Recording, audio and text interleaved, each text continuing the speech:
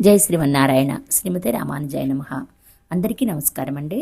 Welcome to Haima చెప్పే కథలు. నేను మీ హైమ రామానుజదాసి. ఈరోజు మనం చదువుకోబోయే స్టోరీ పేరు ఏరుబాక. రచించిన వారు తటవర్తి నాగేశ్వరి గారు. ఈ స్టోరీ విశాలాక్షి సాహిత్య మాసపత్రికలో మార్చి 2021లో ప్రచురించబడింది. ఇక స్టోరీలోకి వెళ్ళిపోదామండి. సర్ప్రైజ్ చేద్దామనుకున్నాను నాన్న, చెప్పాడు అశ్విన్. సర్లే, స్నానం చేసిరా, భోజనం వడ్డిస్తా అంది జానకమ్మ. పావుగంటలో స్నానం చేసి డైనింగ్ టేబుల్ దగ్గర కూర్చున్నాడు. తల్లి కొసరి వడ్డిస్తే తృప్తిగా భోజనం చేశాడు. మన ఊరిలో నెయ్యి వాసన సిటీలో ఉండదు మమ్మీ, చెప్పాడు.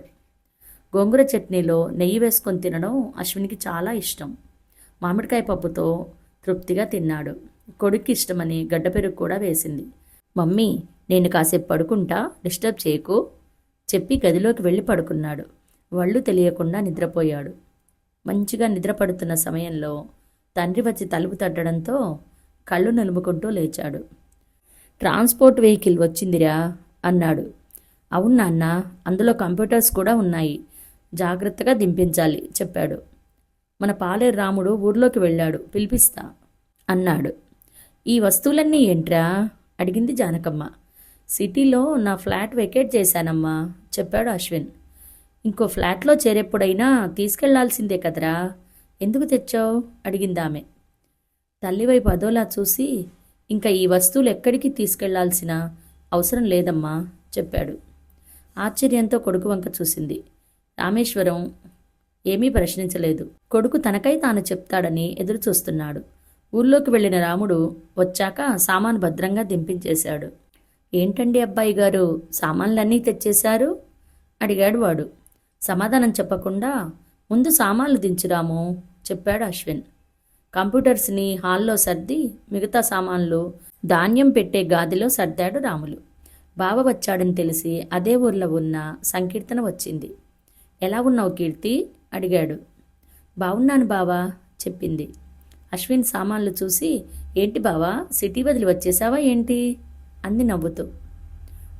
తర్వాత చెబుతాలే, కంప్యూటర్ తీసేసుకో కీర్తి, నీకు ఉపయోగపడుతుంది చెప్పాడు అశ్విన్. మరి మీకు అడిగింది. నాకు ల్యాప్టాప్ ఉంది చెప్పాడు. సామాన్లన్నింటినీ తేరిపారా చూసి, ఒక కుటుంబానికి సరిపడా సామాన్లు కొన్నావు అంది నవ్వుతూ.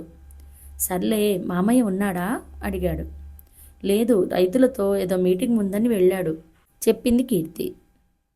రాముల వైపు తిరిగి, రాము, కీర్తన ఇంట్లో జాగ్రత్తగా తీసుకెళ్ళి కంప్యూటర్ దించు అని చెప్పాడు.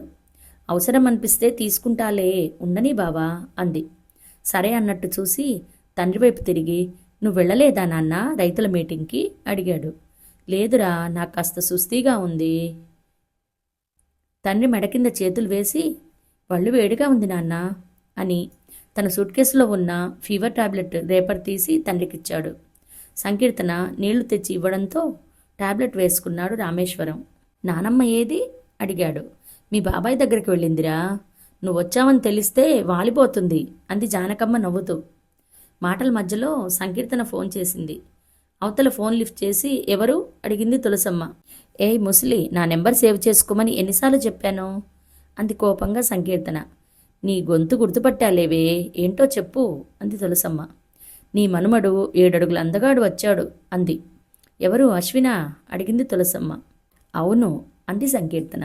వాడు వస్తున్నట్టు చెప్పలేదే, ఏది ఫోన్ ఇవ్వు వాడికి అంది. సంకీర్తన అశ్విన్కి ఫోన్ ఇచ్చింది. ఏంట్రా, నువ్వు వస్తున్నట్టు తెలీదే, తెలుసుంటే మీ బాబాయ్ దగ్గరికి వచ్చుండేదాన్నే కాదు అంది. ఏడాదిలో 2 సార్లు చిన్న కొడుకు ఇంటికి వస్తుంటుంది తులసమ్మ. పర్వాలేదులే నానమ్మ, 4 రోజులుండి రండి, నేను ఇక్కడే ఉంటాను అన్నాడు. అదేంట్రా, పొద్దున వచ్చి నాకు ఆఫీస్ పని ఉందని సాయంత్రమే వెళ్తుంటావు, ఇప్పుడు తీరిగ్గా రమ్మంటున్నావు, ఏం మీ నానమ్మని చూడడం ఇష్టం లేదా అంది నిష్ఠూరంగా. అదేం లేదు నానమ్మ, నువ్వు వచ్చే వరకు ఉంటాను, 4 రోజులు బాబాయ్ దగ్గర ఉండిరా చెప్పాడు. అదేంట్రా, అన్ని రోజులు సెలవు పెట్టి వచ్చావా, ఏంటి ఒంట్లో బావలేదా అడిగింది ఆదుర్దాగా. అదేం లేదు నానమ్మ, నేను జాబ్ వదిలేసి వచ్చాను చెప్పాడు. అవాక్కయ్యింది తులసమ్మ. ఎందుకురా అడిగింది మరింత ఆదుర్దాగా.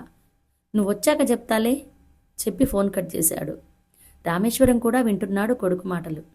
ఎందుకని అడగలేదు. తనకి తాను చెప్తాడని ఎదురుచూస్తున్నాడు. కీర్తి, ఎలా ఉన్నాయి నీ స్టడీస్ అడిగాడు వాతావరణాన్ని మారుస్తూ. స్టడీస్ ఏమున్నాయి బావా, డిగ్రీ అయిపోయిందిగా. నీకులా నేను కూడా జాబ్ చేయాలన్నది నాన్న కోరిక. బ్యాంక్ టెస్ట్కి ప్రిపేర్ అవుతున్నాను చెప్పింది. గుడ్ అన్నాడు. ఏం గుడ్డో అంది రాముడు వంక చూస్తూ. అమ్మాయి గారికి జాబ్ చేయడం ఇష్టం లేదు బాబు. పెళ్లి చేసుకొని పిల్లల్ని కని వాళ్ళని పెంచితే చాలన్నది ఆవిడగారి ఉద్దేశం అన్నాడు రాముడు. అందులో తప్పే ఉందిరా అంది రాముడిని కోపంగా చూస్తూ. నవ్వుతూ చూశాడు అశ్విన్. ఏం బావా, నా అభిప్రాయం తప్ప అంది రెట్టిస్తూ. అదేం లేదు, ఎవరిష్టం వాళ్ళది అన్నాడు. రేపు మీరు మీ ఆవిడతో జాబ్ చేయించరా బాబు అడిగాడు రాముడు. రాముడికి ఆ ఇంట్లో వాళ్లతో చొరవెక్కువ. అందరికీ తలలో నాలుకలా ఉంటాడు. ఇప్పుడు నా గురించి ఎందుకు లేరా అన్నాడు. అరే, నీ యక్ష ప్రశ్నలు ఆపి సర్పంచ్ నాయుడు గారింట్లో ఆవు ఈనిందేమో కనుక్కో. పిల్లోడికి జున్ను అంటే ఇష్టం, తీసుకురా చెప్పింది జానకమ్మ. సర్లే అమ్మగారు అని రాములు సైకిల్ స్టాండ్ తీసి కదిలాడు. కాసేపు నేను నడుం వాలుస్తా అని రామేశ్వరం లోపలికి వెళ్ళాడు. జానకమ్మ ఏదో పనుల్లో మునిగిపోయింది. వరండాలో ఇద్దరే మిగిలారు. ఏం బావా, నీ కొలీగ్ జాహ్నవికి నువ్వంటే ఇష్టమన్నావు, ప్రపోజ్ చేసిందా అడిగింది సంకీర్తన. తనకి పల్లె వాతావరణం నచ్చదు అని చెప్పాడు. ఇక్కడేం పర్మనెంట్గా ఉండిపోదుగా, ఎప్పుడో ఒకసారి చుట్టపు చూపుగా వస్తుంది, ఏ సంక్రాంతికో దీపావళికో. ఇంకా ప్రాబ్లం ఏముంది అడిగింది. బట్ నేను పర్మనెంట్గా ఉండిపోవాలనే వచ్చాను కీర్తి చెప్పాడు. అదిరిపడింది సంకీర్తన. వాట్ అంది. సంకీర్తన ముఖంలోకి చూస్తూ అవును కీర్తి అన్నాడు. నాకేం అర్థం కావడం లేదు బావా అంటుంటే అంతలో మోపెడ్పై సంకీర్తన తండ్రి రఘురామయ్య గారు వచ్చారు. ఏంట్రా అశ్విన్, ఎలా ఉన్నావు అడిగాడు. బాగున్నాను మామయ్య, నువ్వు వచ్చావని దారిలో రాములు కనపడి చెప్పాడు అన్నారు రఘురామయ్య గారు. రఘురామయ్య మాటలు విని లోపల ఉన్న రామేశ్వరం వచ్చాడు. ఏం రఘు, ఏంటి మీటింగ్ విశేషాలు అడిగాడు. నీకు తెలిసిందే కదా బావా, కింద నుండి పైదాకా అందరూ కుమ్మక్కు. మన సమస్యలు ఎలా తీర్చేస్తాయి, అవినీతి ఎలా పోతుంది అన్నాడు. ఏమైంది మావయ్య అడిగాడు ఆసక్తిగా అశ్విన్. రైతుల కష్టాలు మీ సాఫ్ట్వేర్ ఉద్యోగులకి ఏం తెలుస్తాయిరా అన్నాడు నవ్వుతూ. తెలుసుకుంటానికి ట్రై చేస్తా, చెప్పండి మావయ్య అన్నాడు. సంకీర్తన ఎంటర్ అయిపోయి, రోజు పేపర్లో చూస్తున్నావు కదా బాబా రైతుల ఆత్మహత్యలు, దానికి మూలం ఏమిటి? రైతుల సమస్యలు. గిట్టుబాటు ధరలు లేవని కొందరు, పంట చేతికి రాక మరికొందరు, తవ్విన బోర్లలో నీళ్లు పడలేదని చేసిన అప్పులు తీర్చలేక మరికొందరు. ఒక్కొక్కరికి ఒక్కో సమస్య. ఆ సమస్యల పరిష్కారం కోసం నాన్నలాంటి రైతులు ఈరోజు సమావేశమయ్యారు. దానికి వెళ్ళి వస్తున్నాడు నాన్న చెప్పింది సంకీర్తన. సంకీర్తన వైపు సాలోచనగా చూశాడు అశ్విన్. వ్యవసాయం నరకమైపోతుంది అశ్విన్, ఏం చేయాలో పాలుపోవడం లేదు. మీ జీవితాలు మాలా మారకూడదనే మిమ్మల్ని చదివించాం, మీ జీవితమైనా బాగుండాలి చెప్పాడు రఘురామయ్య.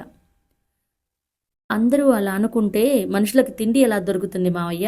ఇంట్లో ఎలుకలు ఉన్నాయని ఇల్లు తగలబెట్టుకుంటామా అన్నాడు. అంతలో జానకమ్మ తమ్ముడికి మజ్జిగ తెచ్చిచ్చింది. రేపు అల్లుణ్ణి భోజనానికి పంపించవే అక్క, నాటుకోడి వండించి పెడతాను అన్నాడు నవ్వుతూ. మీ ఇంట్లో భోజనం దేంతో పెట్టినా బాగుంటుందిలే మావయ్య, రేపు వస్తాను. అది రైతాంగం సమస్యలు తెలుసుకోవడానికి చెప్పాడు. ఆశ్చర్యంగా చూశాడు రఘురామయ్య. ఆ చూపులో తెలుసుకుని ఏం చేస్తావు లేరా అనే భావం ఉంది. అశ్విన్ మూలన ఉన్న స్కూటర్ దుమ్ము దులిపి రాముడికి చెప్పి డీజిల్ తెప్పించుకుని దాన్ని వెహికల్లో పోసుకుని బయలుదేరాడు. బావ వస్తాడని అందంగా ముస్తాబైంది సంకీర్తన. బావకిష్టమని గారెలు చేసింది. నాటుకోడి పులుసు కూడా రెడీ చేయించింది. అల్లుణ్ణి చూసి రా అల్లుడు అన్నారు రఘురామయ్య. వరండాలో ఉన్న కుర్చీలో కూర్చున్నారు మామ అల్లుళ్ళు. వాళ్ళని ఒక కంట కనిపెడుతూనే వంట కార్యక్రమంలో నిమగ్నమైంది సంకీర్తన. వాళ్ళు మాటల్లో ఉండగానే ఒక ప్లేట్లో వేడివేడి గారెలు, మరో గిన్నెలో నాటుకోడి పులుసు వేసుకొని వచ్చింది. లోపల నుండి సంకీర్తన తల్లి వర్ధనమ్మ వచ్చి, ఎలా ఉన్నావు అశ్విన్ అడిగింది. బాగున్నానత్తయ్య చెప్పాడు. మీరు మాట్లాడుతూ ఉండండి అని లోపలికి వెళ్ళింది వర్ధనమ్మ. అశ్విన్ ఒక గారె ముక్క తుంచి నోట్లో పెట్టుకుంటూ, ఈ గారి ఎలా వచ్చింది మావయ్య అడిగాడు. అదేం ప్రశ్న అల్లుడు అన్నట్టు చూశాడు రఘురామయ్య.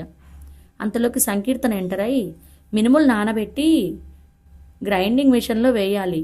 ఆ పిండిని ఈ గారె రూపంలో మార్చి నూనెలో వేస్తే ఇలా వేడివేడి గారెగా మారిపోతుంది చెప్పింది నవ్వుతూ. ఆ నూనె ఎలా వచ్చింది అడిగాడు. ఇవేం ప్రశ్నలు స్వామి అంది నవ్వుతూ. సర్లే చెప్పు అన్నాడు. పల్లీలు గానుగలో వేస్తే నూనె వచ్చింది చెప్పింది. ఆ పల్లీలు పండించింది రైతే, మినుములు పండించింది కూడా రైతే. మీరిలా సాగు చేసి పండిస్తేనే కదా మేమిలా వేడివేడి గారెలు తింటున్నాం చెప్పాడు నవ్వుతూ. ఇటువంటి తర్కాలు ఉపన్యాసాలు అనాదిగా నడుస్తూనే ఉన్నాయి కదా అల్లుడు అన్నాడు రఘురామయ్య. మామయ్య వైపు బాధగా చూశాడు అశ్విన్. సర్లే, 2 రోజులు ఉండి వెళ్ళిపోయేవాడివి. ఈ రైతుల గురించి వాళ్ళ కడగండ్ల గురించి ఎందుకులే, మా జీవితాలు ఇలా తెల్లారిపోనివ్వు అన్నాడు నిర్వేదంగా. మళ్ళీ వెళ్ళిపోవడానికి రాలేదు మామయ్య అన్నాడు అశ్విన్. అదిరిపడ్డాడు రఘురామయ్య. మరి అడిగాడు. ఉండిపోవడానికి వచ్చాను. నీకేమైనా పిచ్చంట్రా అన్నట్టు చూశాడు. ఇక్కడే ఉండి ఏం చేయాలనుకుంటున్నావురా అడిగాడు. వ్యవసాయం పొలమారింది రఘురామయ్యకి. అదిరిపడ్డాడు. నాతో అంటే అన్నావు, పొరపాటున కూడా మీ నాన్నతో అనకు. అసలే గుండె జబ్బు మనిషి. మా అక్క విధవరాలవుతుంది. ఎన్నో కష్టాలు పడి ఉన్న భూమిని చాలా వరకు తెగనమ్మి ఎన్నో ఆశలతో నిన్ను చదివించాడు అన్నాడు. ఆ రుణం తీర్చుకోవడానికి వచ్చాను మామయ్య అన్నాడు. కాసేపు రఘురామయ్యకి ఏమీ అర్థం కాలేదు. ఇద్దరి మధ్య కాసేపు మౌనం దోబూచులాడింది. విత్తనాల కల్తీ, పురుగుల మందు కల్తీ, సర్వం కల్తీతో రైతు కునారిల్లిపోతున్నాడు. ఇంకా నువ్వొచ్చి ఎక్కడ చేస్తావురా వ్యవసాయం? మొన్న మా సమావేశంలో ముఖ్య అజెండా అదే.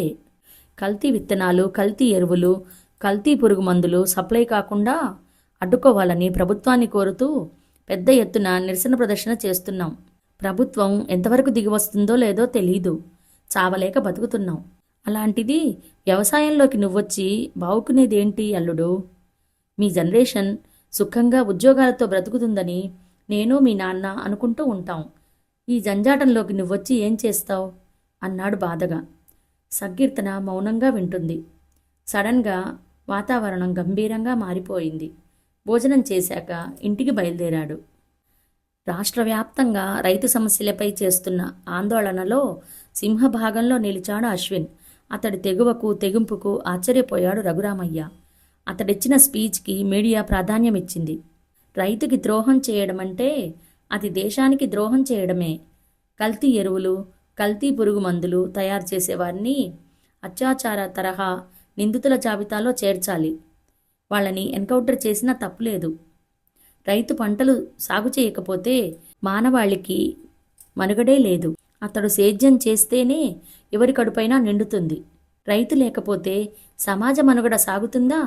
దేశానికి సైనికుడు ఎంత ముఖ్యమో రైతు కూడా అంతే ముఖ్యం. అందుకే జై జవాన్ జై కిసాన్ అన్నారు. రైతుకి అండగా నిలవడం ప్రభుత్వాల కనీస బాధ్యత. ఇలా భావోద్వేగంతో సాగింది అశ్విన్ ఉపన్యాసం. వేలాది మంది రైతుల మధ్య అశ్విన్ చేసిన ఉపన్యాసం రాష్ట్ర ప్రభుత్వాన్ని కదిలించింది. కల్తీ ఎరువులు, పురుగు మందులు, విత్తనాలు సరఫరాదారులపై కఠిన చర్యలు తీసుకునేలా రాష్ట్ర ప్రభుత్వం చట్టం ఏర్పరచడానికి రంగం సిద్ధం చేసింది. మీ మీటింగు, ధర్నాలకి వాణ్ణి ఎందుకు తీసుకెళ్ళావురా అడిగింది కోపంగా జానకమ్మ ఫోన్లో. తనే చొరవ చేసుకుని వచ్చాడు. వీడు జాబ్ మానేసి వ్యవసాయంలో స్థిరపడాలనుకుంటున్నాడని తెలిస్తే బావ గుండాగిపోతుంది. నచ్చజెప్పి పంపించేయి అక్కకు చెప్పాడు. ఫోన్ ఆపు చేసి ప్రక్కకు తిరిగి చూస్తే కూతురు సంకీర్తన కనిపించింది. బావ ఒకసారి నిర్ణయం తీసుకుంటే వెనక్కి వెళ్ళడు నాన్న అంది. వాడేదో భ్రమలో ఉన్నాడమ్మా. ఈ వ్యవసాయాన్ని వాడేమి చేయగలడు? నువ్వు కూడా వాడికి నచ్చజెప్పు అన్నాడు. బావకి నేను కూడా సపోర్ట్గా నిలవాలనుకుంటున్నాను నాన్న చెప్పింది. ఆ చదివేదో ఏడ్చి బ్యాంకు ఉద్యోగం సాధించు. సిటీలో నా బాల్య స్నేహితుడు రంగనాథం కొడుకు బ్యాంక్ క్లర్క్గా పనిచేస్తున్నాడు. నీకు కూడా జాబ్ వస్తే మీ ఇద్దరి పెళ్ళి ఫిక్స్ చేస్తా చెప్పాడు. సంకీర్తనకు ఏం మాట్లాడాలో అర్థం కాలేదు. బావ ఒక్కడే అక్కడ కష్టపడుతుంటే నాకు చదువు మీద ఎలా జాసపోతుంది నాన్న అంది. దీని పైచ్యం నువ్వే తగ్గించు అన్నాడు రఘురామయ్య భార్య వైపు చూస్తూ. భర్త అక్కడి నుంచి వెళ్ళాక ఏంటే నీ పిచ్చివాగుడు అంది వర్ధనమ్మ. ఊహ తెలిసినప్పటి నుంచి బావతో కలిసి తిరిగాను, పెరిగాను. ఏదో పెద్ద చదువు చదువుకున్నాడు, పెద్ద ఉద్యోగం చేస్తున్నాడు. తనపై ఆశపడటం న్యాయం కాదని దూరంగా ఉన్నాను. ఆ మాటకొస్తే ఇప్పుడు కూడా నేను బావపై ఆశపడటం లేదు. తను ఏదో లక్ష్యంతో తను పనిచేసే పెద్ద కంపెనీలో జాబ్ వదిలేసి వచ్చాడు. ఆయనకు సపోర్టుగా నిలవడం నాకు ధర్మం అనిపిస్తుంది అని చెప్పింది. నీకు వ్యవసాయం గురించి ఏం తెలుసే సపోర్టుగా నిలవడానికి అంది వర్ధనమ్మ. తెలియకపోతే తెలుసుకుంటా. కొద్దికాలం బావకు అండగా ఉంటా. మీ ఆయనకు నువ్వే ఏదో ఒకటి చెప్పి నచ్చచెప్పు అంది. నోరు నొక్కుకుంది వర్ధనమ్మ. ఈ తండ్రి కూతుళ్ల మధ్య పెనంపై ఆవగింజలా నేను మాడిపోతున్నా అనుకుంది. నీతో కలిసి పనిచేయాలనుకుంటున్నాను బావా అంది సంకీర్తన. మనం కలిసి చేసేదేముంది కీర్తి అన్నాడు. వ్యవసాయం. దానికి నీ సాయం అవసరం లేదు. మామయ్య నిన్ను బ్యాంక్ ఉద్యోగిగా చూడాలనుకుంటున్నాడు. దానిమీద దృష్టి పెట్టు చెప్పాడు.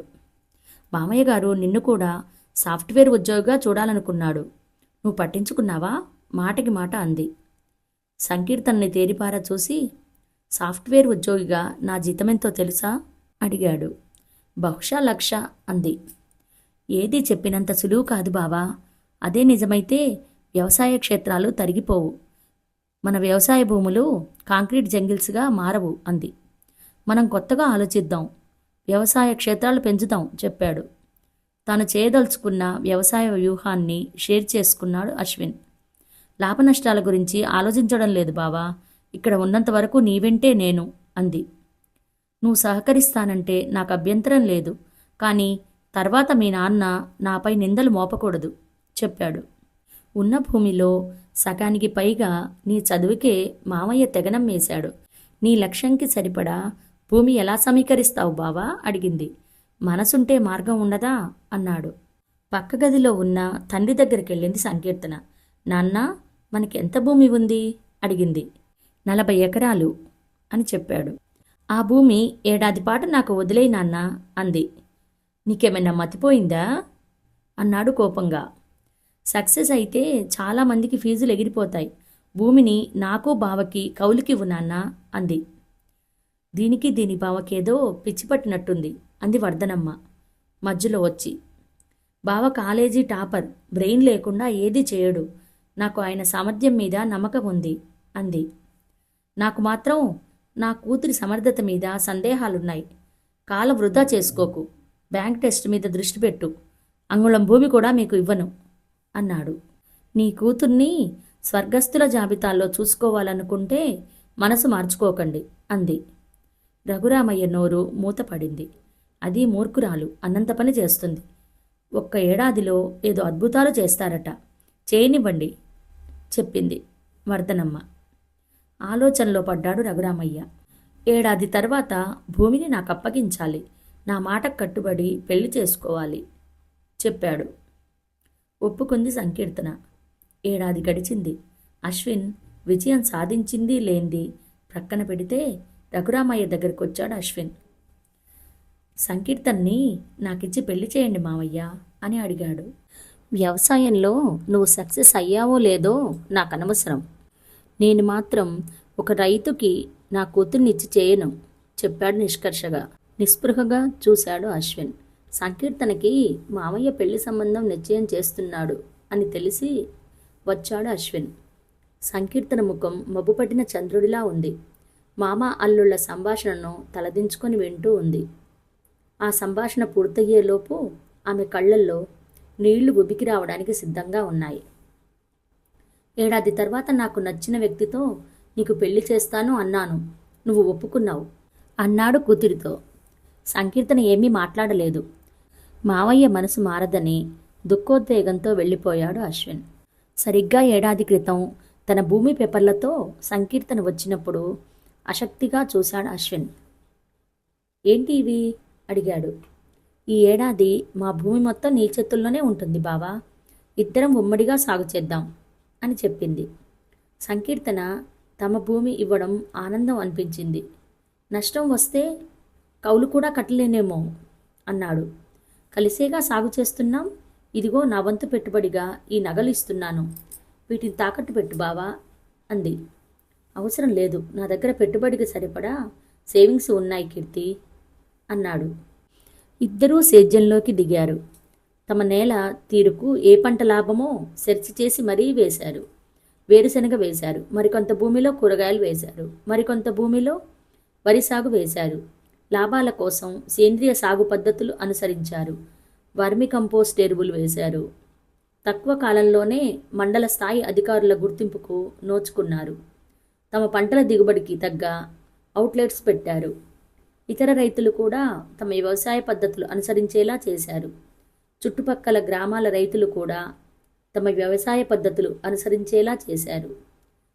చుట్టుపక్కల గ్రామాల రైతులు కూడా సలహాల కోసం వాళ్ళ దగ్గరకు వచ్చారు. తక్కువ వ్యవధిలోనే గుర్తింపు పొందారు.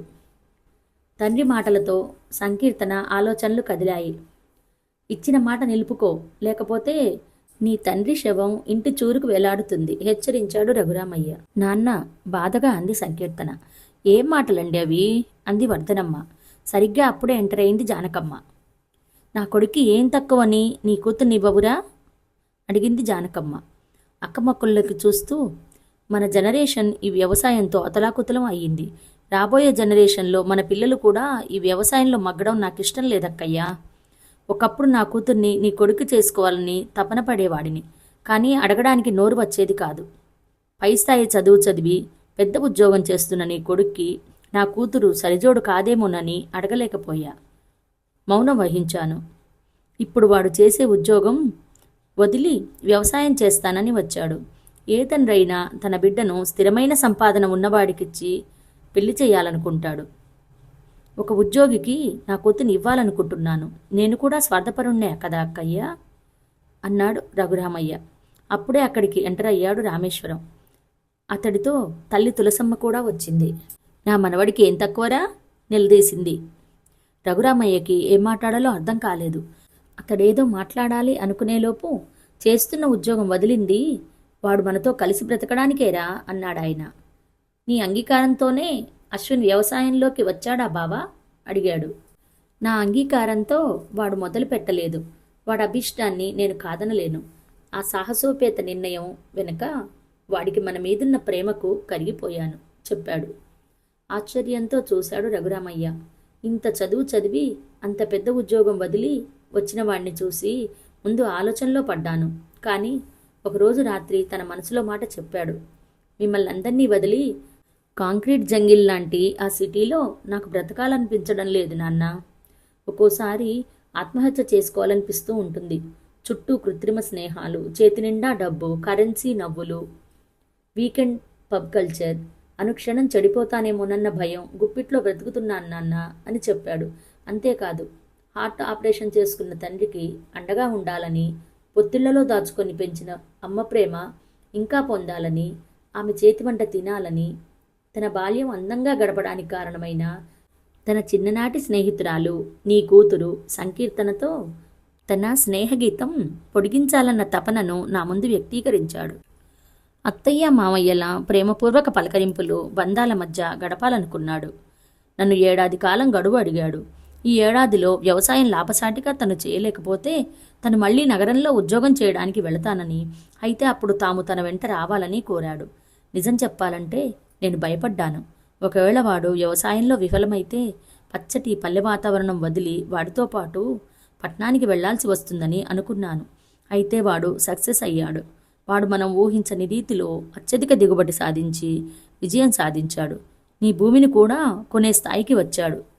వ్యవసాయంలో ఆధునిక పద్ధతులు ప్రవేశపెట్టడం కోసం అగ్రికల్చర్ విద్యా సంస్థను మన ఊరిలో నెలకొల్పడానికి ప్రభుత్వానికి దరఖాస్తు చేసి అనుమతి సాధించాడు. విద్యాదాత కూడా కాబోతున్నాడు. 10 మందికి తానే ఉద్యోగాలిచ్చే స్థాయికి ఎదుగుతున్నాడు. ఇప్పుడు చెప్పు, నీ కూతుర్ని నా కొడుకు ఇవ్వడానికి ఏమైనా అభ్యంతరం ఉందా? ఆగాడు రామేశ్వరం. రఘురామయ్యకి 1 నిమిషం మాట రాలేదు. కష్టమైనా నష్టమైనా అందరూ కలిసి ఉండడమే నిజమైన ఏరువాక అని నీ కొడుకు నిరూపించాడు బావా అన్నాడు రఘురామయ్య సంతోషంగా. నాన్న, మీకో నిజం చెప్పాలి అంది సంకీర్తన. ఏంటమ్మా అన్నట్టు చూశాడు రఘురామయ్య. తనతో సంయుక్తంగా వ్యవసాయం చేయాలంటే నేను బ్యాంక్ టెస్ట్ రాయాలని బావ ఆంక్ష విధించాడు. బ్యాంక్ టెస్ట్ రాసి ఉద్యోగం సాధించి మామయ్య అభిష్టం మేరకు పెళ్లి చేసుకోవాలని ఒట్టు వేయించుకున్నాడు. తానే కోచింగ్ ఇచ్చి సిటీకి తీసుకెళ్లి ఎగ్జామ్ రాయించాడు. వారం క్రితమే బ్యాంక్ టెస్ట్ రిజల్ట్ వచ్చింది. జాబ్ కూడా వచ్చింది. నన్ను నిన్ను గెలిపించాడు నాన్న బావ. నన్ను వదిలి జీవించడం కష్టమనే నన్ను అడగడానికి వచ్చాడు. నిజానికి తను పసివాడు నాన్న. నాకు బావనిచ్చి పెళ్లి చేయి నాన్న, నీ కళ్ళ ముందే ఉంటాం అంది సంకీర్తన. రఘురామయ్య కళ్ళల్లో నీళ్లు తిరిగాయి. ఇప్పుడు నా అల్లుడు ఎక్కడున్నాడు అని అడిగాడు. ఏ పంట పొలాల మధ్యలోనో ఏడుస్తూ ఉండి ఉంటాడు అని చెప్పింది తులసమ్మ. అశ్విన్ని వెతుక్కుంటూ బయలుదేరారందరూ. ఇదండి స్టోరీ. మీకు నచ్చిందనుకుంటాను. తప్పకుండా లైక్ చేయండి, షేర్ చేయండి అండ్ సబ్స్క్రైబ్ చేసుకోండి. మళ్ళీ మరొక చక్కటి స్టోరీతో మీ ముందుకు వస్తాను. అంతవరకు సెలవండి. మీ హైమా రామానుజదాసి. Thank you.